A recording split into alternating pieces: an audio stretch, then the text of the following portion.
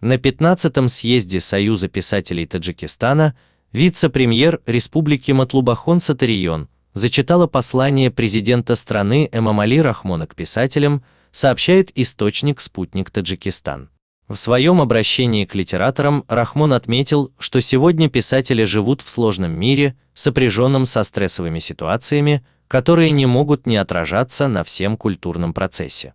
В процессе такой агрессии и пандемии коронавируса Рахмон призвал авторов встать на защиту национальной самобытности и ценностей, сохранять язык, вкладывать в произведения основы нравственного воспитания для будущих поколений.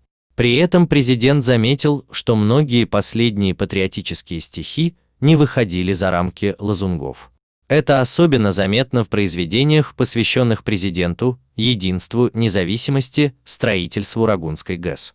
Рахмон подчеркнул, что в подобных стихах слишком много обобщений и чрезмерного красноречия. В таких произведениях нет никакой художественной ценности. Таджикские поэты и писатели во все времена с открытыми глазами и бодрым сердцем через свои произведения побуждали народ, и сейчас также должны внести вклад в описание достижений времен независимости, говорится в обращении. Президент отметил, что верит в будущее Союза писателей, в то, что новые произведения сыграют достойную роль в развитии современной литературы таджикского народа. Он также подчеркнул, что все великие произведения известных авторов всегда были дороги и священны для нации. «Создавайте вечные труды и будьте верны в служении своему народу и государству», подчеркнул президент.